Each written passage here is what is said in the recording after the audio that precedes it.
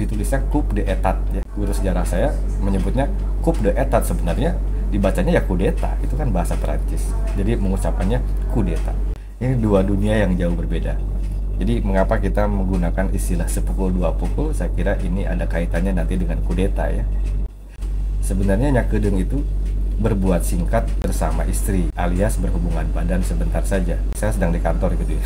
Lalu pulang siang hari dan kembali lagi tak lama kemudian, itu sering digodai oleh para senior dengan istilahnya gedeng, habisnya gedengnya, apalagi jika rambut saya ketahuan basah. Nah, dalam bahasa Indonesia pergaulan, sering juga kata serupa itu diucapkan dalam istilah sepukul dua pukul tadi. Akan tetapi istilah terakhir ini sebenarnya bisa saja digunakan untuk apa saja, tidak harus untuk urusan berhubungan badan sebentar itu. Boleh jadi juga digunakan untuk sambutan singkat macam sambutan pimpinan kantor dalam sebuah rapat misalnya. Silakan Bapak pimpinan menyampaikan arahannya barang sepukul dua pukul. Tentu hal ini diucapkan oleh bawahan yang sudah akrab dengan pimpinannya. Jangan coba-coba katakan itu kepada pimpinan yang bertangan besi, Anda bisa kena pukulan tinjunya itu. Tapi mungkin begini, meskipun dapat digunakan untuk urusan sebentar yang lain, sepukul dua pukul itu masih tetap agak identik dengan pukulan dalam tanda petik dalam arti lain. Sebab saya curiga jangan-jangan orang yang pertama kali menggunakan kata ini adalah para pendiri negara ini yang dulu memperkenalkan kata kudeta. Itu sebenarnya secara harfiah berarti pukulan terhadap negara kan. Etat itu adalah negara. Ku itu pukulan. Dan di masa Renaissance, ku itu digunakan dalam puisi misalnya. Maknanya sama, sepukul dua pukul, yang setingkat dengan hubungan badan sebentar itu, atau nyakedeng dalam bahasa Banten gitu. Sebagai misal ada sebuah puisi Clément Marot dikatakan bahwa orang perempuan berkata kepada bosnya sambil berbisik-bisik bahwa setiap pukulannya itu amat meninggalkan jejak gitu, jejak keindahan dan kemewahan yang dilukiskan seharga 2 atau 3 mahkota. L'autre jour ana bang dise. Suatu hari gitu ya, seorang kekasih, mungkin ini perempuan, yang berkata asa maîtresse abas poa, kepada majikannya dengan suara pelan atau capek, bahwa setiap pukulan yang dia berikan padanya, di sini ya ada kata ku itu, itu menghabiskan 2 atau 3 mahkotanya.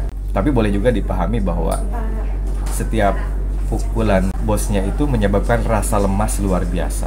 Lemas di sini bagaikan kehilangan 2 atau 3 mahkota, alias kehilangan daya gitu, seperti orang dalam kekuasaan direbut kekuasaannya. Dalam puisi Gunawan Muhammad disebutkan wah apa daya itu memang membuat tak berdaya gitu.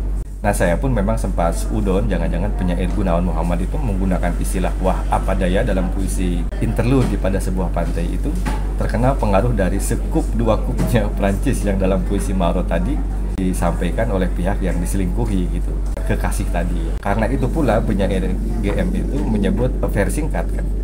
Dan affair singkat ini ya setingkatlah itu dengan ketidakberdayaan si Among, kekasih tadi, setelah sekup dua kup dengan bosnya itu. Sepukul dua pukul ya.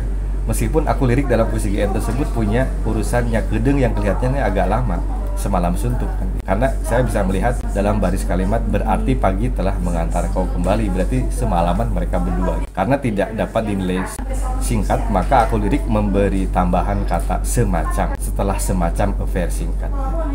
Saya baca satu baitnya yang mengandung kata-kata tadi ya. Di mana perasaan memilih artinya sendiri, di mana mengentara bekas dalam hati dan kalimat-kalimat biasa berlarat-larat setelah semacam affair singkat, dan kita menelan ludah sembari berkata wah apa daya. Banyak sudah saya kira puisi-puisi Indonesia pun menyiratkan hubungan-hubungan orang dewasa dan hal-hal yang relatif singkat tersebut.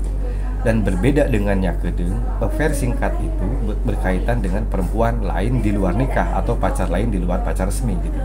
Ya enggak? Apakah orang Sunda Banten menggunakan nyakedeng juga untuk hubungan singkat dalam perselingkuhan semacam itu? Nah, silakan main ke Banten dan tanyakan mereka saja. Maaf Pak Haji, apa sih yang dimaksud dengan nyakedeng itu? Tapi saya mau kasih nasihat ya. Pastikan Anda sudah dewasa. Yang belum dewasa, belum saatnya ambil bagian. Anak dan remaja akan selalu kena kudeta. Ingat ya, kudeta itu lebih dari sekadar pukulan tinju. Itu pukulan militer.